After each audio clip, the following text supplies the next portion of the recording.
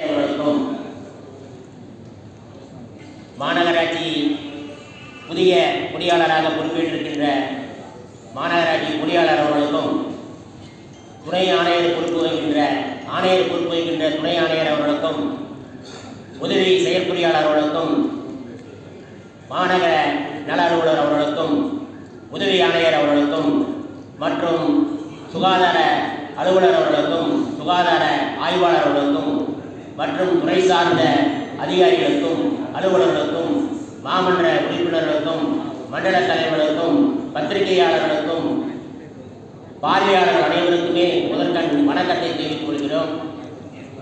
1954ஆம் ஆண்டு செப்டம்பர் மாதம் 30ஆம் தேதி நம்முடைய ஈரோடு மாநகராட்சி எல்லைக்குள் சிக்கைய நாயக்கர் கல்லூரி என்ற கல்லூரியை நிறுவி செயல்பட்டு கொண்டிருந்தது. அந்த கல்லூரியை இப்பொழுது நம்முடைய தமிழ்நாட்டுடைய முதலமைச்சர் அவர்கள் சிக்கைய அரசு கலை மற்றும் அறிவியல் கல்லூரியாக மாற்றம் செய்திருக்கிறார்கள். அதற்காக அவருக்கு பாராட்டுகளையும் வாழ்த்துக்களையும் தெரிவித்துக் கொள்கின்றோம். அவரோடு சேர்ந்து இதற்காக முயற்சி எடுத்த தமிழ்நாட்டுடைய துணை முதலமைச்சர் மாண்புமிகு உதயநிதி ஸ்டாலின் அவர்களுக்கும் வீட்டு வசதி மற்றும் நகர்ப்புற வளர்ச்சித்துறை ஆர்வலர் மாண்புமிகு சுத்துசாமி அவர்களுக்கும் நீண்டகால நண்பர் உயர்கல்வித்துறை அமைச்சர் கோவி செழியன் அவர்களுக்கும் நம்முடைய ஈரோடு நாடாளுமன்ற உறுப்பினர் அன்புக்குரிய சகோதரர் கே.இ. பிரகாஷ் அவர்களுக்கும் ஈரோடு கிழக்கு தொகுதியுடைய சட்டமன்ற உறுப்பினர் வி.சி. சந்திரகுமார் அவர்களுக்கும் மிக்க நன்றியையும் பாராட்டுகளையும் முதலில் நான் தெரிவித்துக் கொள்கிறேன். நம்முடைய தமிழ்நாடு பொருளாதார வளர்ச்சியில் 9.6% இன்றைக்கு எட்டியுள்ளது. இந்தியாவிலேயே இன்றைக்கு முதல் மாநிலமாக அமைத்து கொடுத்த நம்முடைய தமிழ்நாட்டுடைய முதலமைச்சர் முத்துவேல் கருணாநிதி ஸ்டாலின் அவர்களுக்கு இந்த கூட்டம் பாராட்டுகளையும் நன்றிகளையும் வாழ்த்துக்களையும் தெரிவித்துக் கொள்கிறது. சட்டமன்றத்தில் திருச்சியில் 290 கோடி ரூபாய் செலவில் நூலகம் அமைக்கப்பட்டு வருகின்றது. அந்த நூலகத்திற்கு பெருந்தலைவர் காமராஜர் பெயர் சூட்டிய நம்முடைய தமிழ்நாட்டுடைய முதலமைச்சர் முத்துவேல் கருணாநிதி ஸ்டாலின் அவர்களுக்கும் இந்த கூட்டம் நன்றியை தெரிவித்துக் கொள்கிறது.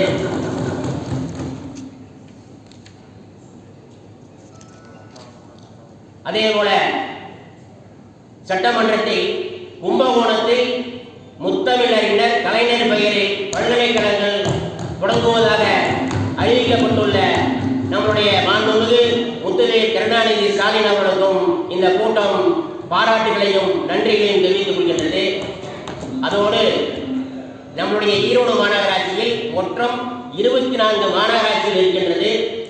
இந்த 25, 24, 25 உண்டான வரி இனங்களில் 3வது இடத்தை பிடித்து கொடுத்ததற்காக வேண்டி வரி வசூல் செய்த அனைத்து அதிகாரிகளுக்கும் ஆணையர் பொறுப்பு வைக்கின்ற துணை ஆணையர் அவர்களுக்கும் மாண்புமிகு மேயர் அவர்களுக்கும் மரியாதைக்குரிய துணை மேயர் அவர்களுக்கும் 60 வட்டமன்ற மாமன்ற உறுப்பினர்களும் இதில் பங்கிருக்கின்றது. இந்த வரி வசூலில் நீங்கள் கேட்டுக்கொண்டதற்கு பிறகு நாங்கள் மக்களிடத்தை உடனடியாக இந்த வரியை நீங்கள் செலுத்த வேண்டும். வரி குறைப்பதற்கு நாங்கள் ஏற்பாடு செய்து கொள்கிற தகவலை சொல்லி அவர்களுக்கும் சேர்த்து இந்த மாமன்றம் நன்றியையும் பாராட்டுகளையும் வாழ்த்துக்களையும் தெரிவித்துக் கொள்கின்றது.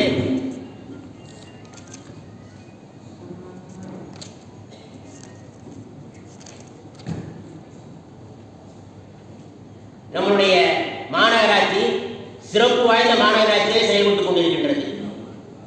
ஒரு சில விஷயங்களில் மட்டும் நாம் கோட்டை விட்டுகிறோம். இந்த ஊராட்சி கோட்டை குடிநீர் கடந்த 2 மாதங்களாக 2 நாட்களுக்கு ஒரு முறை குடிநீர் கொடுத்துக் கொண்டிருந்தோம். இப்பொழுது 4 நாட்கள் 5 நாட்கள் என்று சொல்லி இன்றைக்கு குடிநீர் கொடுத்துக் கொண்டிருக்கின்றோம்.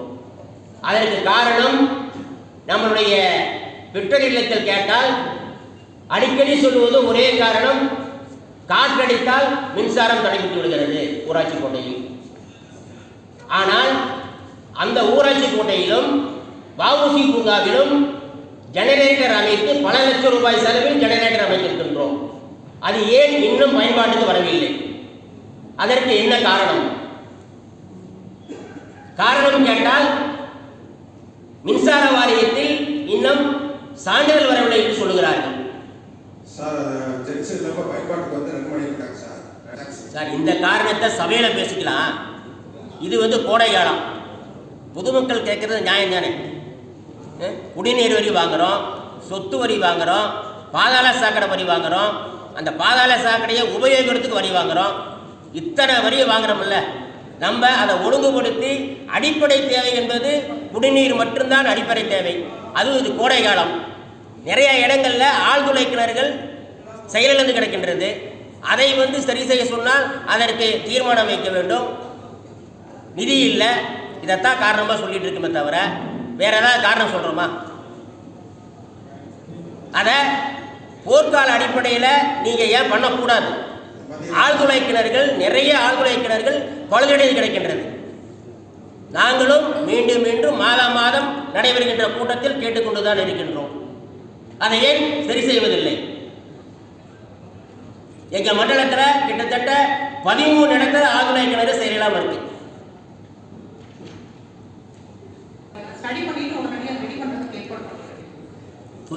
கோடை காலமா இருக்கிறதுனால இவ்வளவு தூரம் கேட்கிறேன். நான் கோடை காலமா இல்லாம இருந்தா இன்னைக்கு தண்ணி நம்ம ஊராட்சியோட குடிநீர் சரியா கொடுக்காதனால அந்த ஆழ்துளை கிணறு குடிநீரையா நம்ம கொடுக்கணும்ல, கரெக்டா?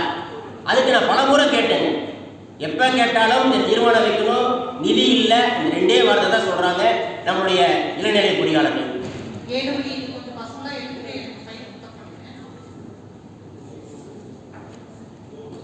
நேற்றைக்கு கூட எங்களுடைய மண்டலத்தில் சிறப்பு முகாம் நடைபெற்றது, மக்களை தேடி மாநகராட்சி என்று. அந்த மக்களை தேடி மாநகராட்சியில் நிறைய புகார்கள் நம்மளுடைய உதவி ஆணையரிடத்தில் வந்திருக்கின்றது. இதே குடிநீர் பிரச்சனை தான், நிறைய புகார்கள் குடிநீர் பிரச்சனை தான்.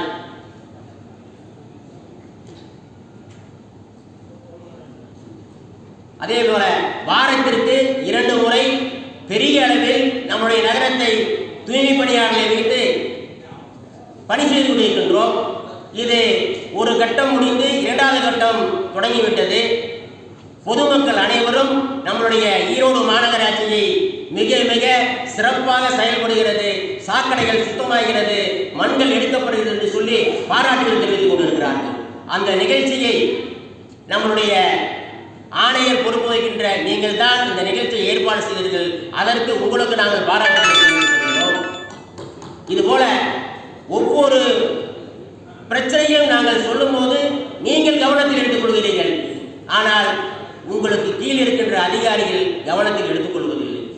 அதை நீங்கள் தான் கேட்க வேண்டும். நாங்கள் உங்களுக்கு அலைபேசி அழைக்கும் போது எங்கேயாவது நிகழ்ச்சியில் இருந்தால் கூட திரும்ப நீங்கள் மிஸ்டு காலை பார்த்துட்டு எங்களுக்கு கூப்பிடுறீங்க. ஒரு சில அதிகாரிகள் அதை பற்றி லட்சியமே பண்ண மாட்டாங்க.